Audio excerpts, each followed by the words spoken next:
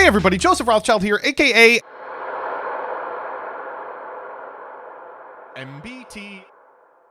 And we are back with another Twitter thread. God, the lack of Twitter threads every single week just makes each individual one feel so special. Today we're talking about win more cards. Now, what is a win more card? Obviously, you would want to win more. Well, not necessarily. Win more cards are cards that are played exclusively in game states where you are winning. Scenarios where you're like, and after I do this and it resolves, and this and it resolves, and this and it resolves, and this and it resolves, I can go into this big unsummonable doofus one in every 10,000 games, each of which I'm already walking with. Today I want to talk not only about those cards, but about the reasons you have for coping on them. And I'm going to begin with one of my favorites from this current format, Dragon Master Magia. The real reason people play this is they got suckered into purchasing a $700 card, but you don't understand. It's so accessible in Blue Eyes. They can set the fusion. You could make it at any time, and it does lose to everything that Blue Eyes already loses to. Let's see what you came up with. In @Ignister, you can run this piece of poo-poo to get another counter on Firewall Dragon Dark Fluid and bounce on Singularity.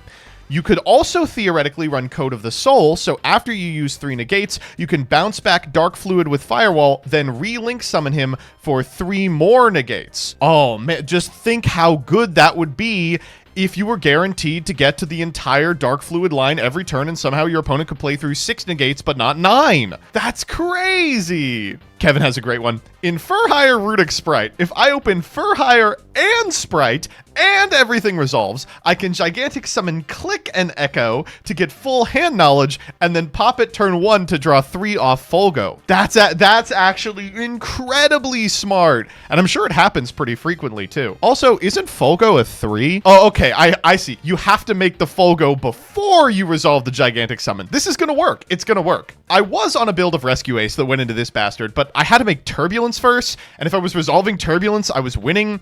The idea was he could engineer a scenario where I don't lose to evenly, but I don't actually remember how. This was a classic piece of Rescue Ace copium. The thing about Rescue Ace is it was really, really good at spamming generic link material, and really, really bad at having anything to do with that generic link material.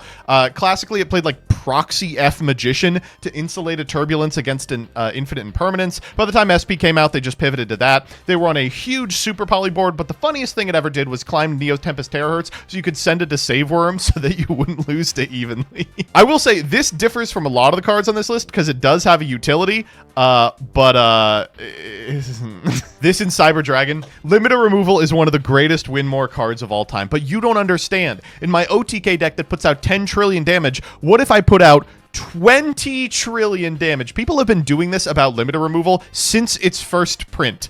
I remember people playing gadgets with this. I remember people playing literally anything that has a machine in it. They were like, why can't we just limiter removal my one of Jinzo? I'll draw them at the same time. And he doesn't even negate it. This is the type of thing I'm also talking about. So Numbers Last Hope is not terrible in a Galaxy Eyes deck. It's the 4th best spell trap in Galaxy Eyes. And Galaxy Eyes searches 2 to 3 times. So you should play it as a one of in case you draw 2 spells that win you the game on the spot and want to search a 4th one.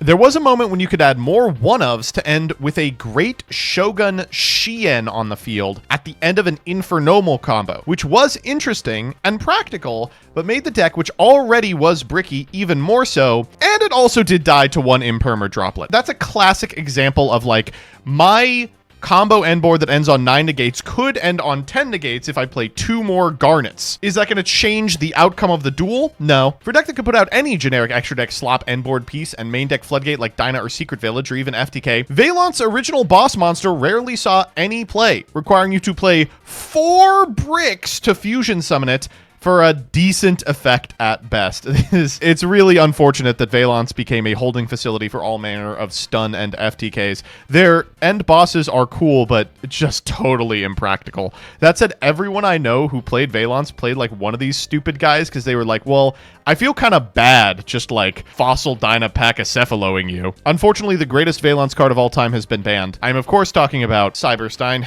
Neo-Daedalus, 100% correct. Having this card in a structure deck when I was a kid and trying to make it work when the regular Daedalus does the same thing, but with more investment. It says, card cannot be normal summoned or set, has to be special summoned by tributing a Levia Dragon Daedalus. You can send an Umi you control to the graveyard to send all cards in both players' hands and field to the graveyard except this card. Awesome, except the 7-star Daedalus does this without the hand loop already. So you actually don't need to play this terrible brick to do the second half of a combo you could have already done. Shouts out to the errata on this card, by the way. I miss old Neo-Daedalus. Straight from the gold Daedalus. Yeah, these are right. Both these cards increase the ceiling of the Memento strategy by a good bit, but they are also bricks you don't want to draw. And if you're going full combo, you don't even need these traps to win. I think this is probably the case now that Memento has become a pretty strong combo strategy. I won't deny that there are some matchups in which it feels good to have a Fracture Dance because otherwise your board doesn't interact with what your opponent's doing in a particularly meaningful way. But I also can't deny that sometimes I draw these cards and I look at them like, why am I playing this fucking thing?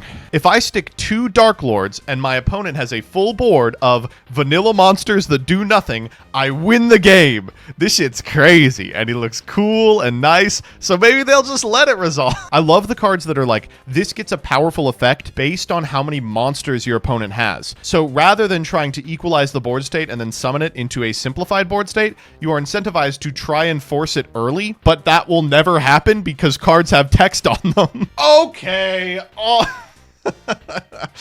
This is one that a lot of people are probably going to take issue with because it's currently very popular as the cheapest immediate upgrade to the 3x structure Blue Eyes deck, but unfortunately, I probably have to agree with this. I think so. Synchro Rumble. It's searchable off of Crimson Dragon, but as they say, if you're in a world where you got to your Synchro of choice and a Crimson Dragon, the game is over. It will only make you cry harder if you say end of main and get hit with a Nibiru. This guy in Plant Link, this guy has shown up in so many bad Plant Link decks. No, you don't understand. At the end of the combo, I can also make a Cactus Bouncer, which prevents either player from special summoning monsters. This is super relevant on my board of 1 trillion negates in 15 different places. Some of them are monster negates, some of them are spell trap negates, and they're all located both in the graveyard and the back row and the field and the hand, so you can't deal with it anyway. God, this was a classic. I wanted to play this card so bad, but unfortunately, if you ever get into a position where you have 3 banished Eldlich spell traps or 3 banished Golden Land spell traps, you've already won the game. Importantly, it also requires you to play ones with different names. So to even enable this card, you had to like play 1 copy of Guardian or a copy of the black and the white Eldlich.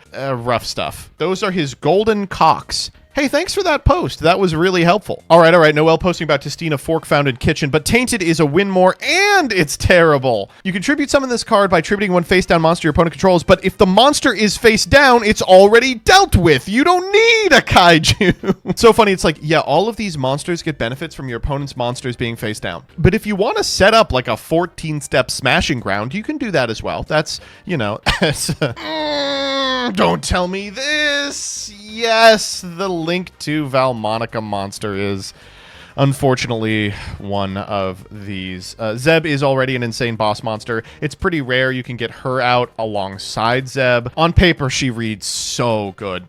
But in practice, it's like, yeah, it's just not going to happen. In decks where this card features, it is usually capital T, the capital G game plan. But every deck in which that is the case already has a better game plan. Like, I do see a lot of Raidraptor players edging out individual cards in a super tight extra, being like, no, you don't understand. What if I like am able to Kali Yuga and skip their turn? And it's like, yeah, that's just not remotely good. Not to echo the old Dimax phrase, but stop making worse Centurion. Arguably everything past Speeder is already win more in Synchron, considering the strat is hope they scoop when I Speeder. I think these are the most obvious ones. The Synchron deck that's just on I am going to resolve Speeder or I am going to lose is a totally fraudulent build because it is so mired in win more cards. People are like, no, when Speeder resolves, I need to be able to make Blazar. I need to be able to make Quasar, and I'm going to make them all at the same time. It's like, you can just pick 3 Synchros that are good. Just make the 3 Synchros that are good. No one's beating that. If they had interaction, you'd see it already. It would have happened on the Speeder. You can just make 3 Synchros that trade for 2 cards apiece, and it's over. Clear Wing Rider, a great example. Just like how cool this card is. It's literally just Clear Wing Dragon bicycle mode. The shuffling back is nice, but if you have resolved Kite Drake, you do not need to go into this card anymore, and the extra is really tight. Speedroid's extra deck is incredibly it's like American real estate. You are not getting any more space. But some people, they just want to play the bike. They want to play the bike so bad. I think at the end of the day, we can admit that a significant amount of Yu-Gi-Oh players are playing a significant amount of cards that do not do anything for their win rate. Except for the win more cards I'm playing, which I can justify very easily and will do so now.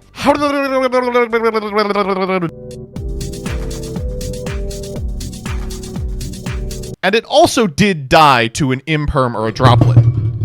Oh my god. I saved it. I saved it.